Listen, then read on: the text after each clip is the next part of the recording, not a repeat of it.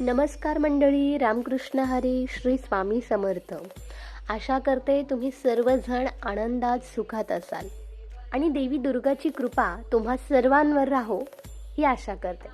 चला मंडळी, आज आपण आजच्या व्हिडिओला सुरुवात करणार आहोत. येत्या 22 सप्टेंबरपासून नवरात्र उत्सवाला सुरुवात होत आहे.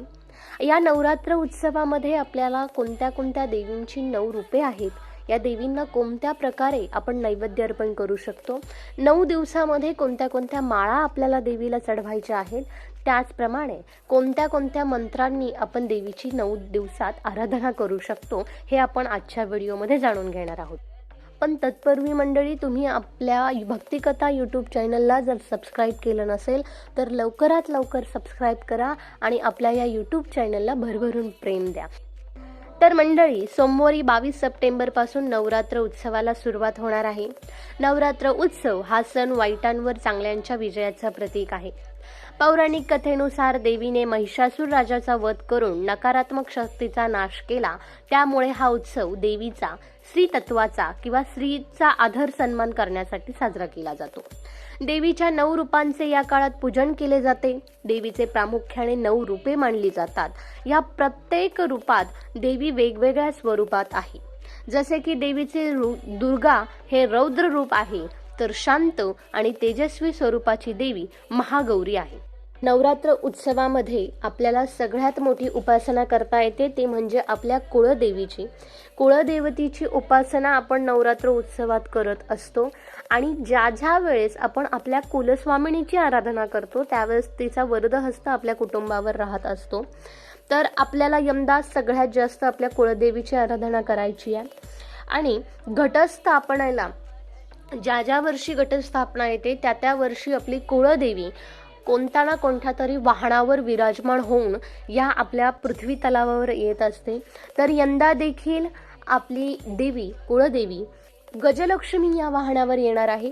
कारण सोमवारी घटस्थापना होत आहे आणि सोमवारी हत्तीच्या पाठीवर बसून कुळदेवीचं आगमन पृथ्वी तलावर होत आहे. त्याचप्रमाणे मंडळी, यंदा तृतीया तिथी ही 2 दिवस आलेली आहे. पण आपल्या पौराणिक मान्यतेनुसार किंवा धर्मग्रंथांनुसार आपण उदय तिथीला जास्त महत्त्व देतो. म्हणून ज्या दिवशी आपली उदय तिथी असेल त्या दिवशी आपल्याला ती तिथी धरायची आहे. त्याचप्रमाणे अनेक महिलांच्या घरी घटस्थापना होत नाहीत, पण त्यांना खूप हौस असते की माता भगवतीची आराधना करण्याची त्यांची प्रचंड इच्छा असते. पण जरी समजा तुमच्या गावाकडे किंवा एकत्र कुटुंब असेल तर एका घरात जर घटस्थापना होत असेल, पण तुमच्याकडे जर तुमच्या कुळदेवीचा फोटो असेल, कुळदेवीची मूर्ती असेल, तर तुम्ही देवीची आराधना करू शकता. कुळदेवीच्या फोटोला तुम्ही नैवेद्य अर्पण करू शकता. जो नैवेद्य आपण घटाला अर्पण करणार आहोत 9 दिवस, तर तो नैवेद्य देखील तुम्ही कुळदेवीला अर्पण करू शकता. अथवा ज्याप्रमाणे आपण घटाला माळा चढवतो 9 दिवस, त्याप्रमाणे फोटो असेल तर त्या फोटोला देखील तुम्ही त्या 9 प्रकारच्या माळा अर्पण करू शकता, 9 प्रकारचे नैवेद्य अर्पण करू शकता. तरी देखील तुमची आराधना ही फलश्रुत होणार आहे. तर मंडळी, चला जाणून घेऊया की नवरात्रीमध्ये जो पहिला दिवस आहे 22 सप्टेंबरचा, तर ह्या 22 सप्टेंबर रोजी सोमवारी रोजी प्रथम रूप देवीचं आहे. ते प्रथम रूप म्हणजे शैलपुत्री देवीचं रूप आहे. आणि शैलपुत्र देवीचं रूप म्हणजे तर ती पर्वताची कन्या आहे. शैल म्हणजे पर्वत आणि पुत्री म्हणजे कन्या. तर अशी ही शैलपुत्री कन्या, ती पर्वताची कन्या म्हणून तिने जन्म घेतला. ती 100 वर्षाची असल्याने तिच्यात प्रचंड शक्ती मानली जाते. अशी ही शैलपुत्री कन्या. आणि प्रथम दिवसाचा रंग शुभ रंग हा पांढरा आहे. नैवेद्य हा गाईच्या तुपापासून बनवलेला कोणताही गोड पदार्थ आपण माता भगवतीला अर्पण करू शकतो. पहिल्या माळेला आपल्याला 11 विड्याच्या पानांची माळ हे भगवतीला अर्पण करायची आहे. त्याचप्रमाणे शेवंतीची किंवा सोनचाफ्याची माळ देखील चालू शकते. त्याचप्रमाणे पहिल्या दिवशी आपल्याला ओम देवी शैलपुत्रे नमः, ओम देवी शैलपुत्रे नमः ह्या मंत्राचा जप करायचा आहे आणि ज्यावेळेस आपण हा जप करू त्यावेळेस आपल्या पहिल्या दिवसाची आराधना ही सफल होईल. तर मंडळी, दुसऱ्या दिवशी आपण बघणार आहोत. दुसरा दिवस म्हणजे 23 सप्टेंबर रोजी मंगळवार. ह्या दिवशी देवीचं द्वितीय रूप म्हणूनच ब्रह्मचारिणी देवीला ओळखलं जातं.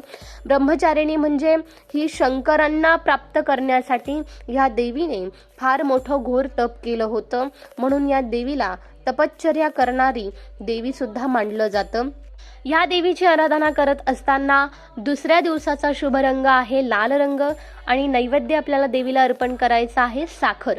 तुम्ही अगदी वाटीमध्ये साखर सुद्धा घटापुढे ठेवू शकता अथवा साखरेपासून बनवलेला कोणताही गोड नैवेद्य आपण देवीला अर्पण करू शकतो. त्याचबरोबर दुसऱ्या माळेला देवीला आपल्याला जी माळ अर्पण करायची आहे ती म्हणजे गोकर्णाच्या फुलांची माळ अथवा पांढरी फुलं देखील चालू शकतात. आपण पांढरी फुलं देखील अर्पण करू शकतो. मग त्याच्यामध्ये मोगरा अर्पण केला तरी चालेल, काही हरकत नाही. आणि याच दिवशी देवीचा जो मंत्र आहे तो मंत्र म्हणजे ओम देवी ब्रह्मचारिणे नमः. ओम देवी ब्रह्मचारिण्य नमः. या मंत्राची आराधना आपल्याला दुसऱ्या दिवशी देखील करायची आहे. त्याचप्रमाणे तिसरा दिवस आहे. तिसरा दिवस म्हणजे 24 सप्टेंबर बुधवार आणि 25 सप्टेंबर गुरुवार. मी तुम्हाला सांगितल्याप्रमाणे यंदा 2 दिवस मिळून एक माळ येणार आहे आणि तृतीया तिथी ही 2 दिवस आलेली आहे, 24 सप्टेंबर आणि 25 सप्टेंबर रोजी. या तृतीया तिथीच्या दिवशी म्हणजेच देवीचं तिसरं रूप म्हणजे चंद्रघंटा देवी. चंद्रघंटा देवीचं जर स्वरूप आपण पाहिलं तर हे दुर्गा मातेचं तिसरं रूप आहे. तिच्या डोक्यावर घंटा असल्यामुळे तिला चंद्रघंटा असं नाव मिळालेलं आहे. ही देवी शांती आणि सौम्यतेचं प्रतीक मानलं जातं. आणि तिसऱ्या दिवशी जो शुभ रंग आहे तो म्हणजे निळा आणि नैवेद्य आपण देवी भगवतीला दूध अर्पण करू शकतो. मग आपण नुसतं दूध ठेवलं तरी चालेल किंवा दुधापासून खीर वगैरे बनवून जरी देवीला ठेवली तरी चालू शकतं. या दिवशी देवीला ज्या तिसऱ्या माळेच्या दिवशी देवीला माळ घालायची आहे ती तुळशीच्या पानांची मातेला अर्पण करायची. अगदी तुम्ही तुळशीच्या मंजुळांची माळ बनवली तरी चालेल, काही हरकत नाही. आणि ह्या दिवशी देवीचा जो मंत्र आहे तो मंत्र ओम देवी चंद्रघंटाय नमः. ओम देवी चंद्रघंटाय नमः. हा देवीचा मंत्र आम्हाला देवीची आराधना या मंत्राने करायची आहे. तर पुढचं स्वरूप आपण भगवतीचं पाहणार आहोत. पुढचा दिवस आहे चौथा दिवस 26 सप्टेंबर शुक्रवार रोजी आणि तिथी आहे चतुर्थी तिथी. ही तिथी सकाळी 9:31 आहे. या दिवशी देवीचं रूप आहे कुष्मांडा देवी. कुष्मांडा देवीचं जर स्वरूप पाहिलं गेलं तर हे दुर्गा देवीचे चौथे रूप आहे. ती ब्रह्मांडाची निर्मिती करणारी देवी मानली जातं. आणि ह्या दिवशीचा शुभ रंग आहे पिवळा रंग. नैवेद्य आपण मालपुवा किंवा गोड भजी. आणि ह्या दिवशी भगवतीला आपल्याला भगव्या फुलांची किंवा केसरी फुलांची माळ अर्पण करायची आहे. अगदीच आपले झेंडूचे केशरी फुलं असतात त्याची माळ अर्पण केली तरी उत्तम. आणि त्याच प्रकारे देवीचा जो मंत्र आहे तो मंत्र म्हणजे ओम देवी कुष्मांडाय नमः. ओम देवी कुष्मांडाय नमः या मंत्राची आराधना आपल्याला करायची आहे. चला पुढची तिथी बघूया. पुढचा दिवस आहे 5वा दिवस 27 सप्टेंबर शनिवार रोजी आणि पंचमी तिथी येत आहे. पंचमी तिथीच्या देवीचं स्वरूप आहे स्कंदमाता. आणि स्कंदमाता या देवीचं जर स्वरूप पाहिलं तर हा दुर्गा देवीचा 5वा अवतार आहे, जिथे ती कार्तिकीय किंवा स्कंद ह्या तिच्या मुलाला घेऊन बसलेली आहे. म्हणून ही देवी भक्तांना ज्ञान आणि बुद्धी देते. म्हणून ह्या दिवशी 5व्या दिवशी आपण स्कंदमाता ह्या देवीची आराधना करतो. या दिवशी शुभ रंग आहे हिरवा आणि नैवेद्य आहे केळी. जी माळ अर्पण करायची आहे ती 11 बेलाच्या पानांची माळ आपल्याला देवीला भगवतीला अर्पण करायची आहे. आणि ह्या दिवशीचा मंत्र आहे ओम देवी स्कंदमाताय नमः. ओम देवी स्कंदमाताय नमः. आता मंडळी पुढचा दिवस आहे 6वा दिवस 28 सप्टेंबर रविवार आणि षष्ठी तिथी. ह्या दिवशी देवीचं जे स्वरूप आहे ते आहे कात्यायनी मातेचं रूप. दुर्गा देवीचं हे 6वं रूप आहे. या देवीने कल्याणासाठी हे रूप धारण केलेलं आहे. ती विश्वातील सर्व वाईट शक्तींचा नाश करते आणि भक्तांना मोक्ष मिळवून देते. म्हणून या देवीला कात्यायनी देवी म्हणून संबोधलं जातं. ह्या दिवसाचा शुभ रंग आहे राखाडी. आणि ह्या दिवशी देवीचा नैवेद्य आहे मध. त्याचप्रमाणे जी माळ आपल्याला भगवतीला अर्पण करायची आहे ती आहे कर्दळीच्या फुलांची माळ. आणि ह्या दिवशी भगवतीचा मंत्र आहे ओम देवी कात्यायनी नमः, ओम देवी कात्यायनी नमः. आता 7व्या दिवसाचं आपण बघणार आहोत. 7व्या दिवशी सप्तमी तिथी 19 सप्टेंबर सोमवार रोजी येत आहे. आणि सोमवार रोजी ही सप्तमी तिथी येत असताना या दिवशी देवीचं स्वरूप आहे कालरात्री देवी. ती काळ्या रंगाची आहे. या विश्वातील सर्व वाईट शक्तींचा नाश करण्यासाठी, ती रक्ताच्या आणि क्रोधाच्या वाईट शक्तींचा नाश करणारी देवी आहे. आणि असं हे कालरात्रीचं स्वरूप असणारी ही देवी. या दिवसाचा शुभ रंग आहे केशरी रंग आणि नैवेद्य आहे कडकणींचं. बऱ्याच ठिकाणी महाराष्ट्रामध्ये सप्तमीच्या तिथीवरती फार मोठं होम हवन यज्ञ साकार केलं जातं.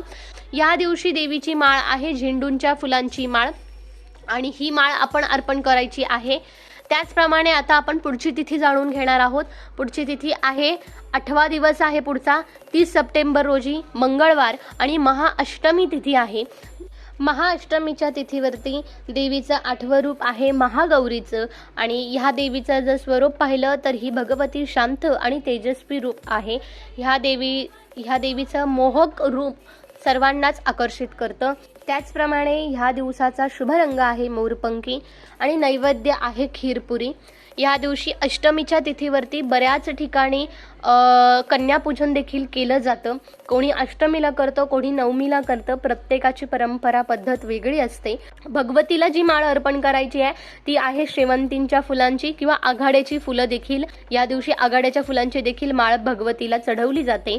आणि ह्या दिवसाचा जो मंत्र आहे तो आहे ओम देवी महागौरये नमः, ओम देवी महागौरवे नमः. या दिवसाचा हा मंत्र आहे आणि या दिवसाची आपल्याला अशा प्रकारे देवीची आराधना करायची आहे. आणि शेवटचा जो दिवस आहे तो म्हणजे 9वा दिवस नवमी तिथी. हा दिवस आहे 1 ऑक्टोबर रोजी बुधवारी. आणि बुधवारी हा दिवस असल्यामुळे महानवमी तिथी आहे. देवीचं ह्या दिवसाचं रूप आहे सिद्धदात्री. आणि सिद्धदात्री म्हणजे काय तर सर्व सिद्ध देणारी म्हणजे शक्ती देणारी हे देवीचं स्वरूप आहे. या दिवसाचा शुभ रंग आहे गुलाबी आणि नैवेद्य आहे पांढरं तीळ. आणि या दिवशी नवमीच्या दिवशी शेवटची जी माळ आपल्याला भगवतीला अर्पण करायची आहे ती म्हणजे लिंबाची माळ अर्पण करायची आहे शेवटच्या दिवशी.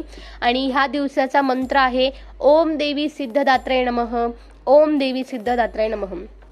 तर मंडळी, अशा प्रकारे देवी भगवतीची आपण 9 रूपे पाहिली आणि ह्या 9 पैलूंचे आचरण आपण केलं पाहिजे.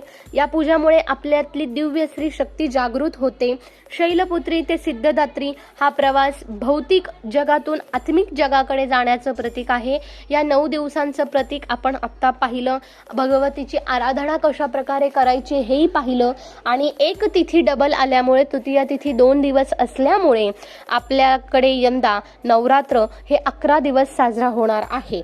तर मंडळी, आशा करते की तुम्हाला व्हिडिओ आवडला असेल. व्हिडिओ आवडला असेल तर आपल्या भक्तिकथा यूट्यूब चॅनलला सबस्क्राईब करा. आपला व्हिडिओ आपल्या नातेवाईकांपर्यंत शेअर करा. आपल्या चॅनलला भरभरून प्रेम द्या. आणि असंच देवी भगवतीची कृपा आशीर्वाद तुम्हा आम्हा सर्वांवर बरसो. आणि हा नवरात्र उत्सव तुम्हा आम्हा सर्वांना आनंद सुखदायी सौख्यकारी मंगलमय जाओ. आणि नवरात्री उत्सवाच्या तुम्हा सर्वांना मनापासून शुभेच्छा व्यक्त करते. आणि आज आपल्या व्हिडिओला इथेच थांबते. नवनवीन व्हिडिओ घेऊन येते तुमच्यासाठी. आपल्या चॅनलला नक्की सबस्क्राईब करा. चला मंडळी, रामकृष्ण हरी, श्री स्वामी समर्थ.